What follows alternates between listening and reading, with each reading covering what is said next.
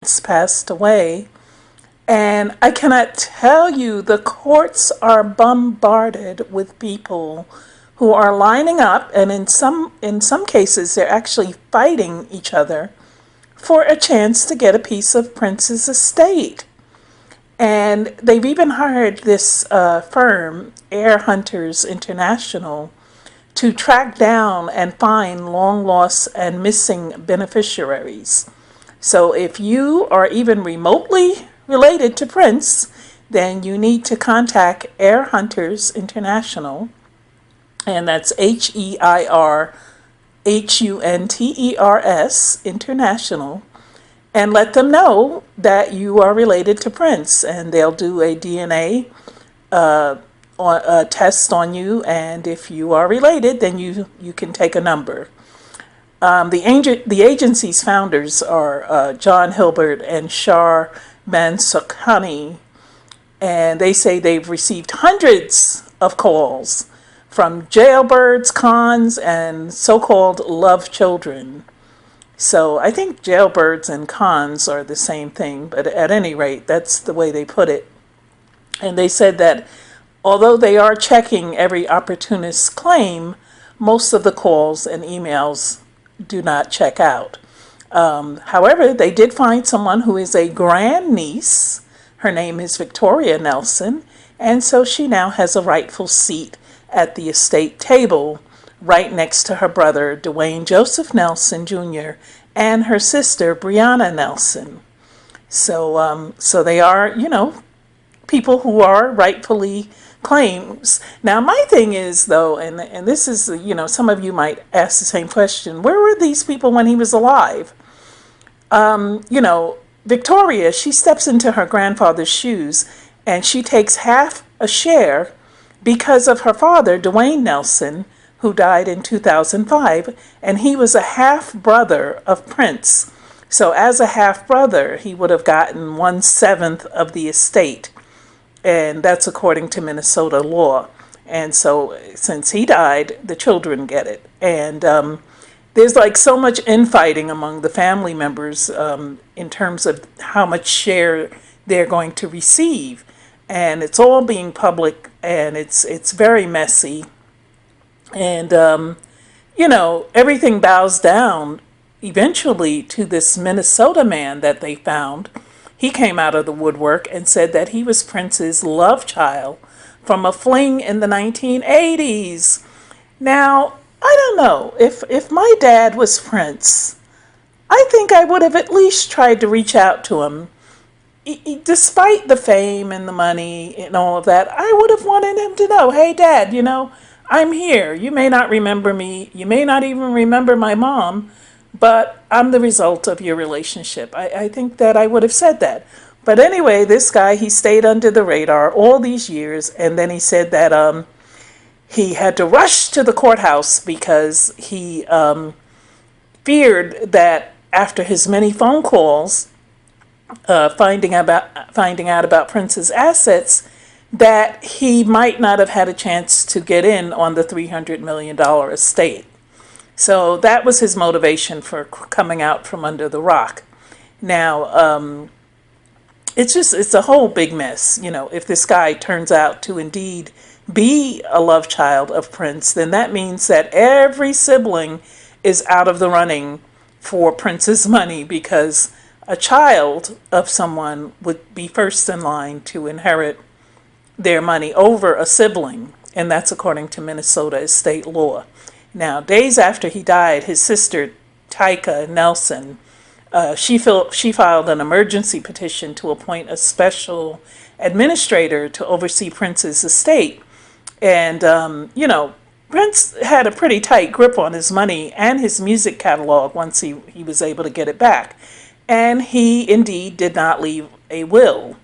So, as Prince's only full biological sibling, because there's Sharon, who's another sibling, but from what I understand, she's only a half-sister. So Tyka, or Tika, I could be saying it wrong, and forgive me, those of you who love to curse me out because I mispronounce something. The younger Nelson sister, she apparently is the only full biological sister, and so she's sequestered herself with all her lawyers and bodyguards and everything. But if this guy from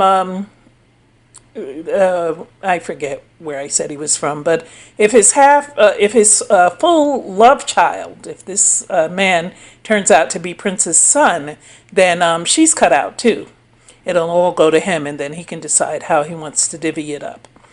Okay, from what I understand, also in court, she didn't even bother to mingle with the other half sisters and brothers. And this is a shame. I mean, come on, this is your family, and you guys are fighting over a family member's money, and you're not speaking. You know, I've heard of cases like this where they actually get down to blows. And then you've got, one of his family members who's a 63-year-old disabled vet, and he lives in a VA facility. And the funny thing about it, and his name is Alfred Jackson, and he's supposedly Prince's half brother too. But somehow someone filed a papers in court stating that he was incompetent, and therefore they were trying to get him off of the list of potential heirs. And he had to hire an attorney and come in and prove that he was not incompetent, and they wanted to find out who filed it, and all of a sudden no one knows. So this is going to be interesting to see how it plays out. There are people on Facebook, and excuse me, not Facebook. There are people on GoFundMe. This one person who was using Prince's death to get money to supposedly go and fly out to his funeral. But the only problem with that is A, you're not invited, and B, there was no funeral. It was a memorial service, and it was only for close friends and family. So that was one hustle that people have been using. Then you see here another hustle. All kinds of businesses were doing things to get people to come in and spend money, supposedly in memorial of Prince. So you've got purple bagels, you've got people on the different shows wearing purple and so forth. And, it's been pretty interesting to say the least. So we're going to see how this plays out, because no one really knows how it's going to play out. Like I said, if this guy turns out to be his son, well, everybody else is going to get to packing. But then the same day in Atlanta, this is interesting, the same day that he died, this woman who has several names, but one of her names is Dr. K.K. Ferrara, and she filed a claim seeking over $750 billion from Prince's estate. Good luck with that, because I don't think he had that much left over. But according to the Tribune, she had a 40-year-long civil rights movement socio-political hostage crisis suit in which she sought compensation from Prince ever since the 1980s. Go figure. I understand the comedian George Lopez had loaned some of Prince's family members money, and that him and Prince were pretty tight. So I would imagine that if there was a will, he probably was in it. Prince's parents, jazz musician John L. Nelson and singer Mattie Della Shore, divorced when they were still young, and they're both deceased. So they're the parents of both Tyka and Prince, and then they had children outside of their marriage. After they divorced, they went on and had children with other people. Prince was not married at the time that he died, and he had no surviving parents or children to his knowledge. So if this man who's coming to be a son turns out to not be a son, then under Minnesota state law, his money will be split among his siblings, and there are quite a few. He has at least 5 half-siblings. There's John R. Nelson, Noreen Nelson, Sharon, who I mentioned earlier, and Omar Baker and Alfred Jackson. And then he has a half-sister, Lorna Nelson, but she died in 2006. Somehow, though, she wound up in the proceedings even though she's no longer here. So I'm guessing that any children she had would probably be the beneficiaries. And it goes on and on and on. They in the court proceedings, I understand that they were seated separately in the court, each group of siblings with their own bodyguards and attorneys.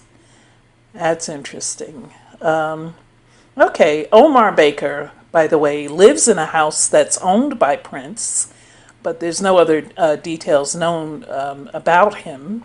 But I understood that Prince did take care of his siblings. He gave Tika a car when she was still using drugs, and she sold it to get drug money. But she's since then cleaned up her act, and apparently she's now a born again Christian, which is very good. And but she's one of the main ones fighting in court over the money. And from what I understand, she doesn't feel the half siblings deserve as much as she.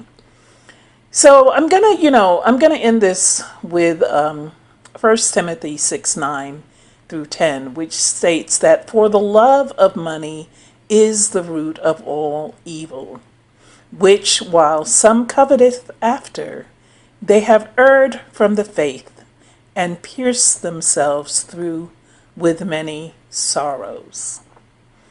And I say that to say, people, nothing, no material thing, be it money, be it wealth left behind, mansions, jewelry, whatever it is not worth more than life and love and family and the love of our Creator.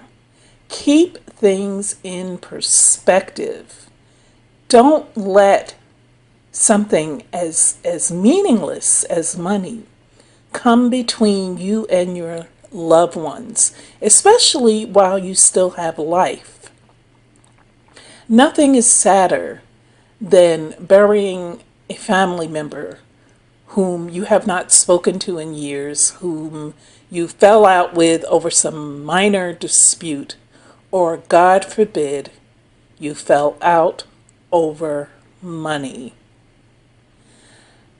We've all heard the old adage that says you never see a Brinks truck behind a hearse. And this is indeed true. So while you still breathe air, remember from whom that breath comes from. Your money can't keep you alive. Ask all of the wealthy people who filled the graveyards and spent millions of dollars trying to stay alive, and they still got called home. So keep things in perspective. Honor the Lord thy God, Yeshua, only. Thank you always for listening and for watching. Please subscribe if you want to stay in touch and hear what I have to say. Everybody and their mother was lining up. And I could have bought a bus ticket and went to Minneapolis. Actually, when I saw the family giving out those purple boxes with little Prince memorabilia, I thought, wow, I would have liked to get one. But you know what? I stayed in New York and did something even better. I went to a charity event for the homeless with mental illness, of which I have firsthand experience. And I was very glad I attended because it was for a good cause and it was for something that matters now. And it was for giving back, because Luke 12:48 says, to those of us to whom much is given, much is required. And just on a final note, I want to say at this charity event, I met the actor John Turturro. And some of you may remember him from Do the Right Thing and his own movie. He had a movie, Illuminati. But he was in which was one of my favorites, obviously. But he was in quite a few Spike Lee movies. And I have to say to you, I actually went up and I met him. And you know I'm not starstruck. But the fact that he was there giving of his time and money to those less fortunate without any fanfare, no media was there. He does this, I understand, every year. And I just had to walk up and thank him for caring about those less fortunate than himself. So again, I say stay focused on the things that matter. And God bless you all.